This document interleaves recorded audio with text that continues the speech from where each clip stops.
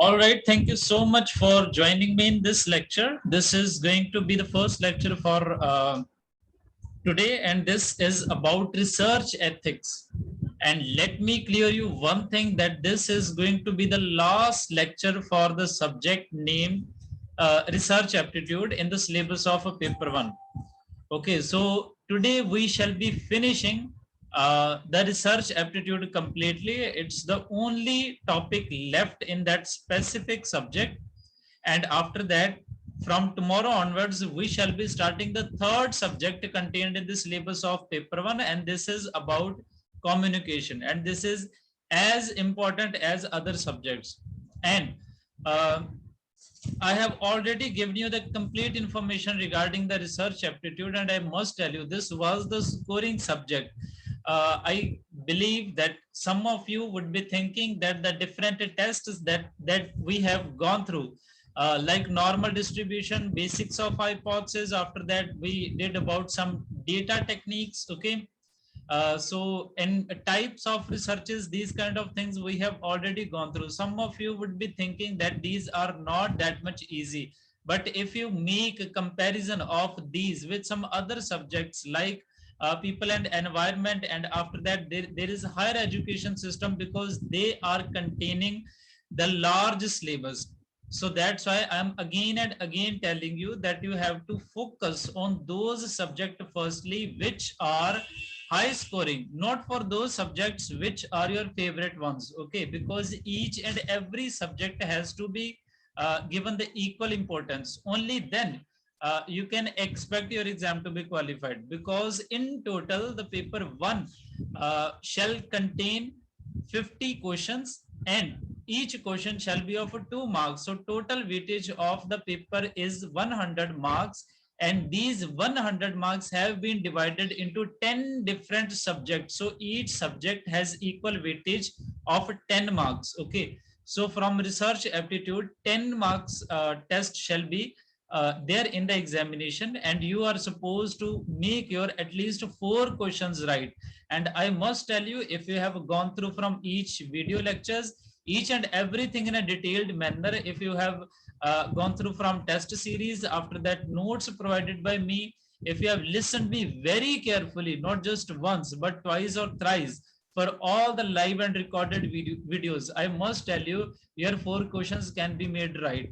And if you are not mathematically or reasoning or in the field of data interpretation, if you are not that much sound, these kind of subjects are going to help you a lot. Okay, so research aptitude was the main subject which was high scoring after mathematics, I believe, because mathematics is the extremely, mathematics and reasoning and data interpretation are the extremely high scoring subjects, because all questions can be made right from these particular modules. So now this is going to be the last topic regarding research aptitude. So before sharing what we have prepared you in this particular lecture, I would like to take your quick confirmation if my voice is completely audible to you. Can I get your confirmation? I just need 3 or 4 confirmation. After that, I shall be showing you that what is there for us. Uh, Kindly reply me in yes if you can completely hear me, so that I can continue further. All right, I have got the confirmations from more than 4 students, I think.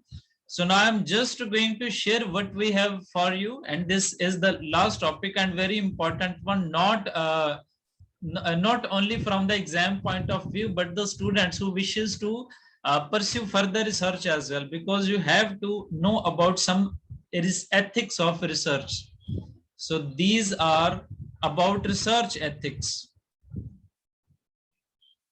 Okay, so in today's lecture, I shall teach you about some research ethics, what you have to follow if you wish to do some research. And after that, there are some renowned principles.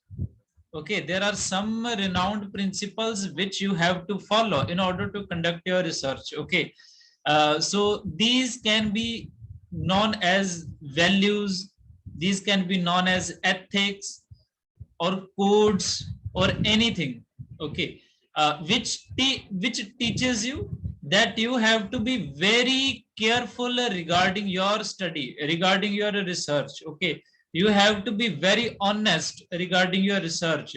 You have to take care of each and every candidate with you come which you come across with while your research. Okay, each and every human being has his values in his life. Okay, you have your own values, you have your own codes, you have your own rules, you have your own principles.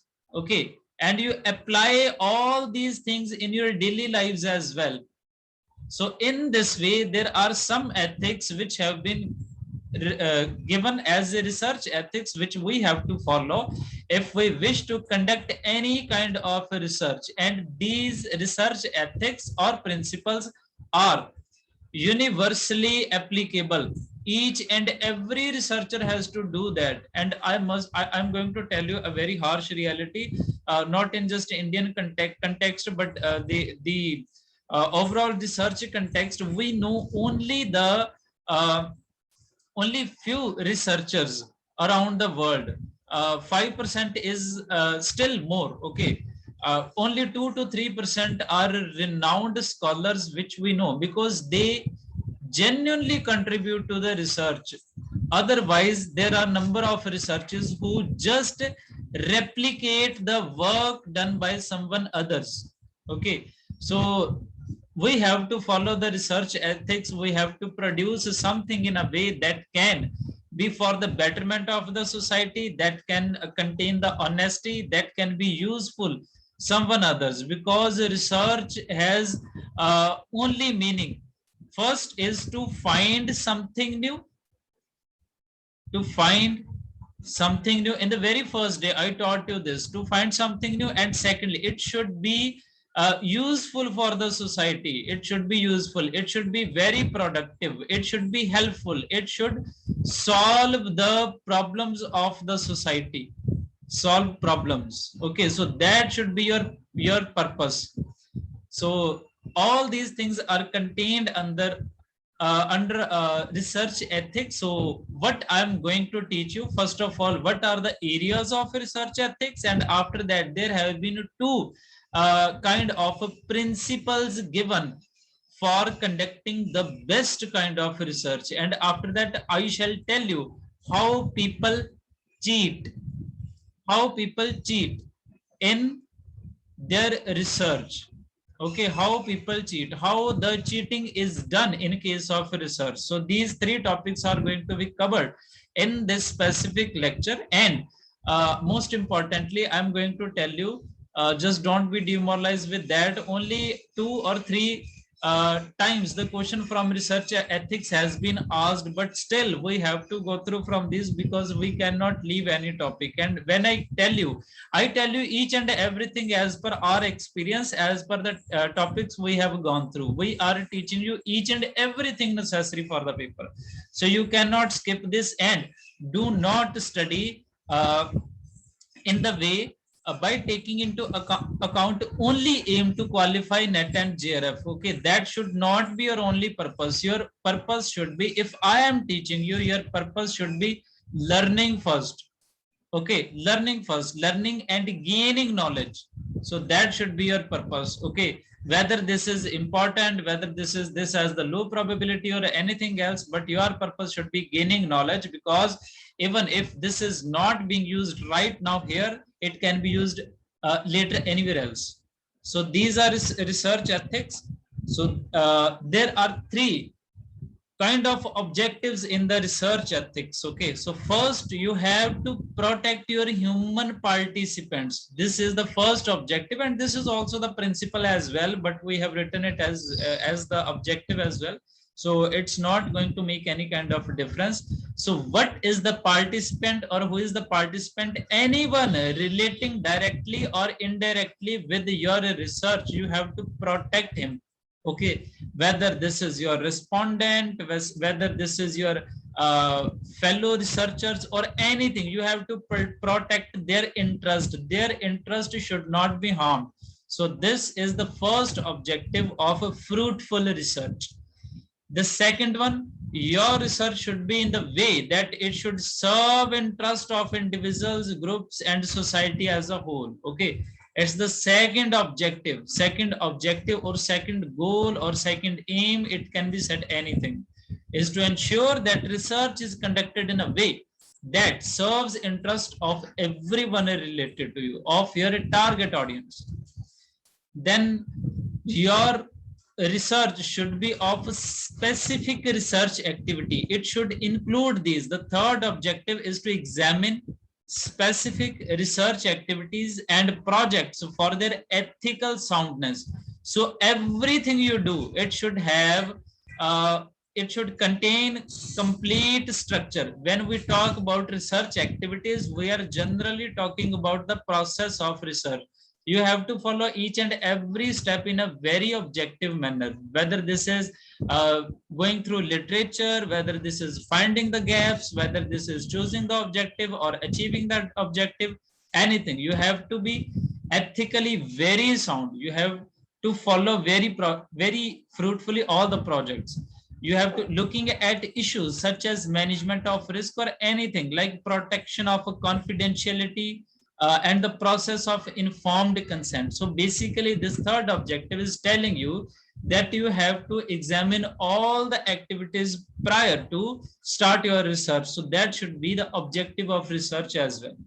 Okay. So in this way, there are only three objectives, and these three shall also be covered in the different principles given by different personalities. So there are total two personalities only who have given different principles.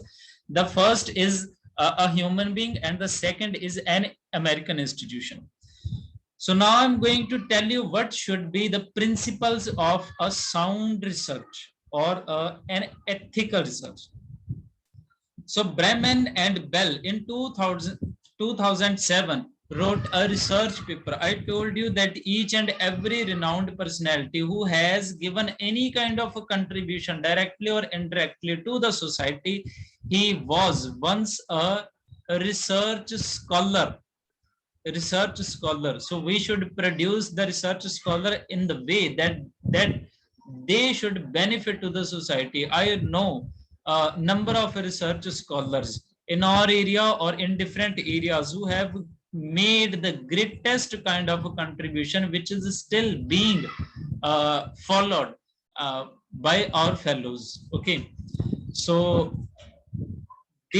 these people, Bremer and Bell, in 2007, they gave the most important principles related to ethical consideration in dissertations. Dissertations are also the synonyms of thesis or your workbook. Okay, and sometimes these are also used. This specific word is also used for research articles or papers. Okay, so ethical consideration principles have been given by these, and there are, I think, 10. They have given 10 total principles which you have to follow. These are very easy to understand, because to even a one or two reading, or even a layman who do not have any kind of a relationship with the research aptitude, still they can easily understand that, because these are just the general and common sense points. The first is, you should not, the research participants can be anyone which comes into your contact while you're research. Okay, they can be anyone. They can be your respondent, your authors, or your fellow researcher, or anything. So the first principle says research participants should not be subject to any harm. So you should not cause them any kind of harm in any way, emotionally, physically, or in any way. You should not cause them any kind of harm. So that was very common sense. Okay. Second, you should respect for the dignity of research participants. You should respect them. Whoever is coming across in the way of your research, you should respect them. Okay. So that was the second principle.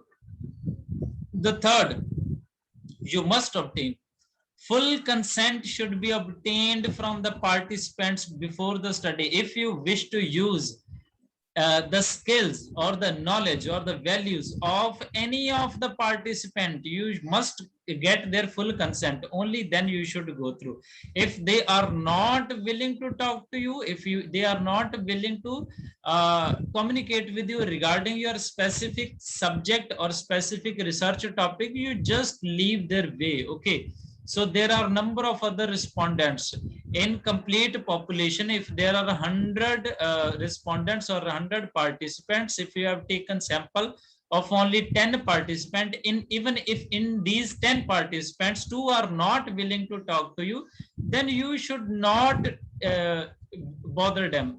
Okay, there are number of other participants or respondents as well, you can talk to them. Okay, so in this way you should take the full consent of your participants.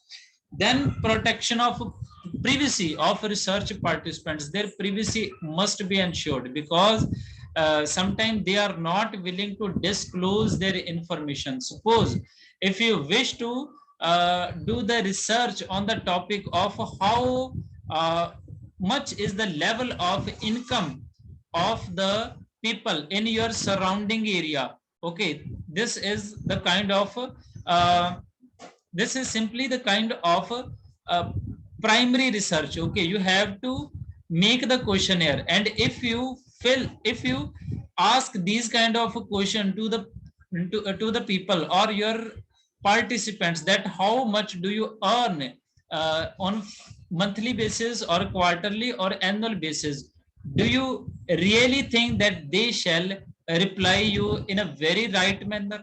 Okay, even if they are very close to you, they shall not disclose all the things. So in this way, if you take them in your confidence, you must ensure that there shall be complete protection to the privacy of your research participants. So this was this very simple example for that. Now we have to move further.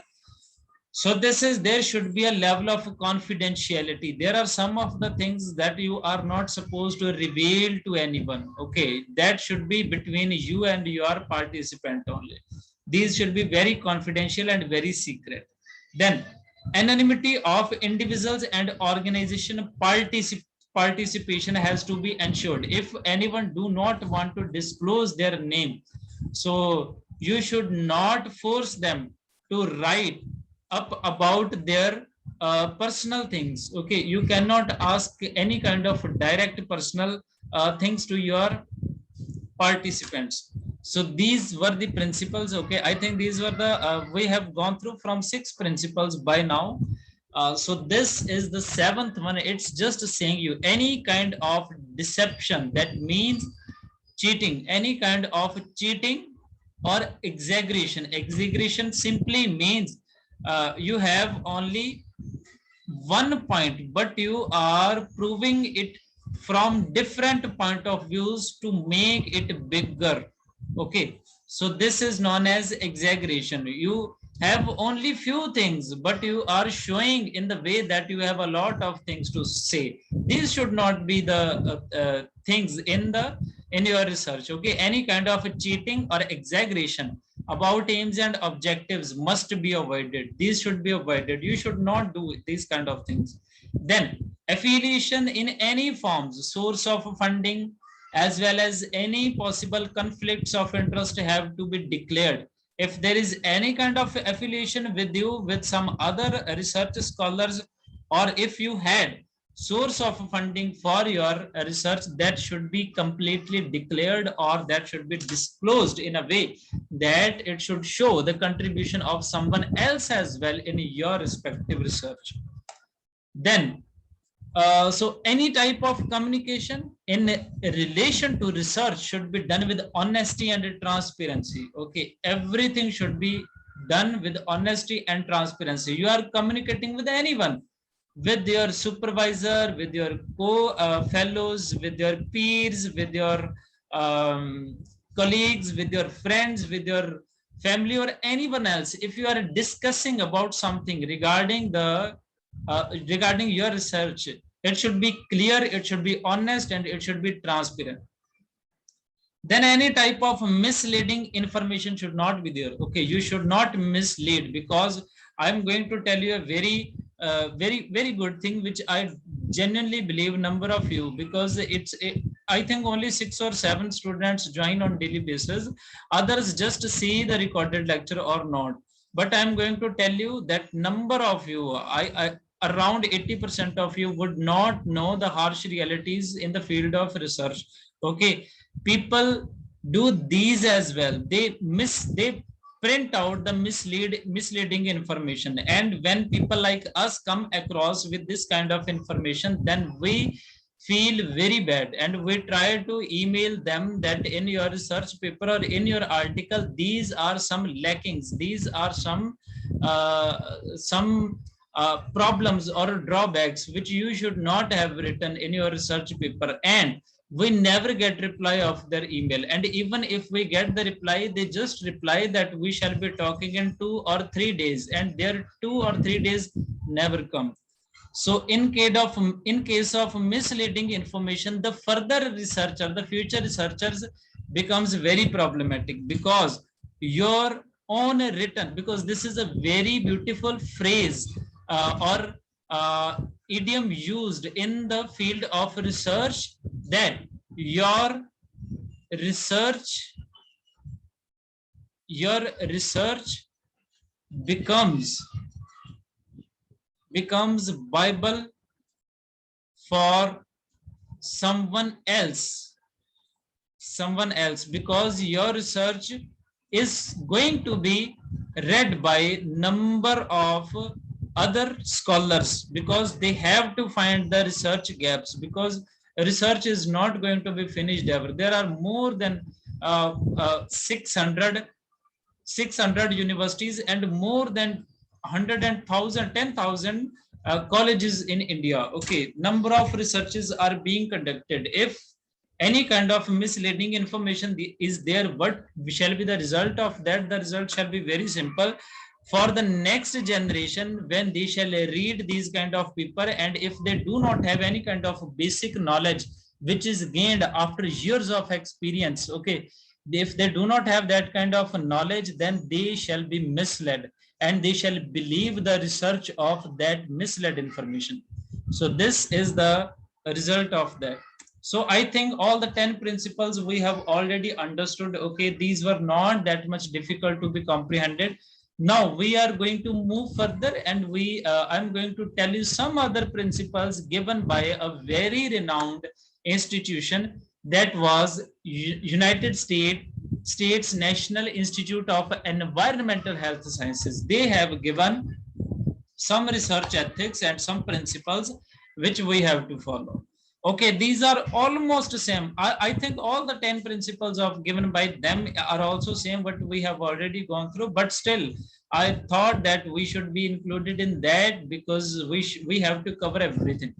So research ethics provides guidelines for responsible conduct of research. Okay, in addition, it educates and monitors the scientists conducting research to ensure high ethical standard. So they have given some general ethical principles, so that they which are to be followed for conducting the appropriate and fruitful research. The first is honesty. There should be complete honesty in reporting your data, in reporting your results, reporting your methods, reporting procedure and publication status. You cannot fabricate your data, you cannot falsify your data, you cannot misrepresent your data.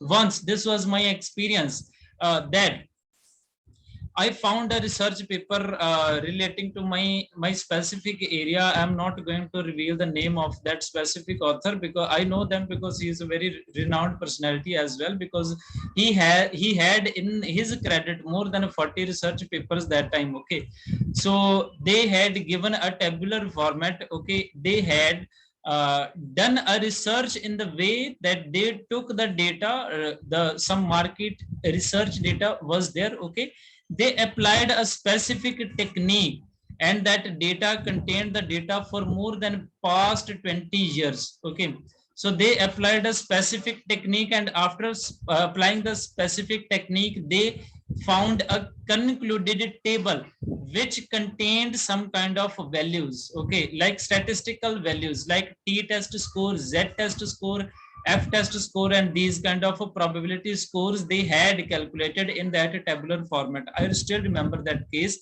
That was in last year, I think. What I did, because my purpose is, if I read something, I read in a very detailed format. I have to know what's the meaning of this word, I have to know what's the meaning of this word, I have to know what's the meaning of this word. If this slide is not covered to me, then I do not go further. I'm just going to tell you my experience in the way that how the research should be ethical. So what I did, it took me, I think, 15 to 20 days. I collected all the past 20 years of data, what they had told, they have taken in their specific research. What I did, I took all that data and I applied the same technique which they had applied in their research paper. And that research paper was published as well, published in a journal, okay, in a paid journal. So I took all the data, I applied the same technique which they had applied, and I also found the result, and those results were extremely different from what they had projected in their specific research paper. I was completely confused. I went to my supervisor, I told them that whatever the paper I am finding, there are a number of mistakes and they are not worthy enough to be read, and what I should do. They told me, you just have to contact them in any way. There are a number of ways. I got their email, I just emailed them. I asked them that if kindly explain me how you have arrived at this specific table, because I am not able to comprehend them. I have to do my further research in that specific area. So what they did, they replied me after, I think, 1 week. They replied me that we shall be checking to that, and we shall be replying you as soon as possible. After 2 days, I got their reply, and they told me that this was a typography mistake. Typography, do you understand the typography mistake? Typography simply means that we had to write something else but mistakenly, or that was just a typing mistake, or mistakenly we had avoided that, and mistakenly we have chosen that particular table. And I replied them that it's not the first one, even your second table is also wrong, because it's not showing these results which are actually produced by applying that same technique to the same data which you have mentioned in your specific research paper. And they never replied to that specific email. So this is the thing, how the things are nowadays done. This is the way why there is none kind of equality, and the unemployment situation is there. So honesty should be there. That was the very simple story. I hope you would have understood that. And then objectivity should be there. Like you should avoid any kind of bias. If you feel something is good, your feeling is not enough. Okay, you have to interpret in a very experimental design way, data analysis, data interpretation. You have to follow everything. Then there should be complete integrity. You have to keep your promises and agreements and sincerity. Then you have to be very careful regarding everything. You cannot make errors, negligence. You cannot say that that was typography or that kind of a negligence, mistake or errors from my side. Once published, it's a bible for someone else. Then it should be openness. You must be open to criticism and for new ideas as well. In your research, you can tell anything. Then you should respect for intellectual property. You should not harm intellectual property of someone other. You have to honor patents. You have to honor copyrights, intellectual property of other persons. Okay, you cannot publish anything without permission. Do not plagiarize. People do plagiarize, but you are not supposed to plagiarize. This is the ethic or principle for research. Then there should be confidentiality regarding your regarding the persons which you are attached with, regarding your respondent. Protect confidential communication. Okay, such as paper grant submitted for publication. When you have submitted your paper, you are not supposed to tell everyone that you have sent your paper. Okay, that should be confidential. If this is stolen, then all your research is gone. Okay, that should be very confidential, because I have seen the people who steal the work of someone else and they just remove their name and write their own name and publish in their own name, and after that the other person suffers a lot. Then we have understood about that. Then publication must be there. You should publish your papers in some renowned articles, okay, renowned publications. Publish in order to advance research and scholarship, okay, not to advance just for your own career. Okay, your publication must be for the society, for scholarship, for research purpose, not for getting job only. So responsible monitoring should be there. You should be able to educate, mentor, advise others as well. This is also the ethical behavior in the research. So you should respect for your colleagues as well, who are your co-fellows, who are your co-researchers. Okay, you have to respect them. You have to help them whenever they need you. You have to follow the social responsibility norms as well, because each and every researcher, I believe to the best of my knowledge and belief, that every research follow has some kind of obligations to the society. We are the research scholars, we are PhD research scholars, and we have our responsibility to serve the society. So this is social responsibility. There should be complete non-discrimination. I think this is the last principle. You should not discriminate with anyone. Okay, if you cannot discriminate with your respondents, with your colleagues on any basis, like sex, like race, ethnicity, or any other factor. Non-discrimination should be there in research. Competence should also be there. Okay, you should be competent enough. Okay, you have to improve your own professional competence and expertise. Okay, so that can be obtained only via regular learning and research publications. Then legality should be there. Okay, you have to obey relevant laws regarding your research, regarding your institution or government policies. And animal care, you should not harm any kind of animal during your research, whether this is primary. In case of primary research, sometimes historical research that can happen, but you are supposed to be very careful about animals. Then human subject protection. Who are human subject? They are just your respondents. You have to respect them. You have to respect about their dignity, about their privacy, about their autonomy. So these were some of the principles. Now I told you that I shall tell you regarding how the cheating are done in the research papers. So these are some ways. So these are, first way of cheating is a fabrication. Data is something else, but you are reporting something else. Data is only, you have collected only for 2 years, but you are showing in the way that we have done very hard work and we have collected data for more than 6 years, and you are fabricating all the things. This is fabrication. Then falsification, you have received the data, okay, but you are showing the data in the way that suits to your personal interest. This is called falsification.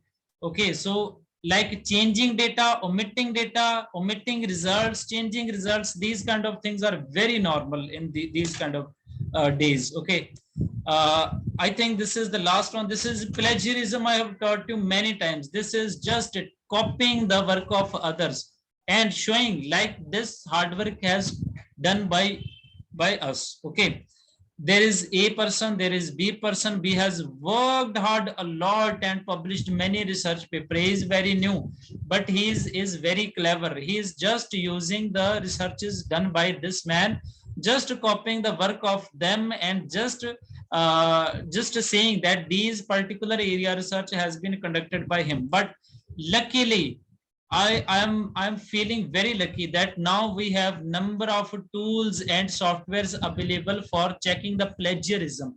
And if in your thesis, as per my university's norm, if in your thesis there are more than 10% plagiarism available, then all your research, all your thesis can be cancelled by the university. Then research misconduct. This is just the when you are not honest, okay, this is known as misconduct. Or when there are differences of opinion and you are not respecting the opinion of others, so this is known as a research misconduct. So these are the 4 ways by which people do cheat in case of research ethics, researching. So that was all about this, and I believe that you would have understood this in a complete manner. Okay. uh, so these are the things which we have to follow while doing our research, because these things are very necessary.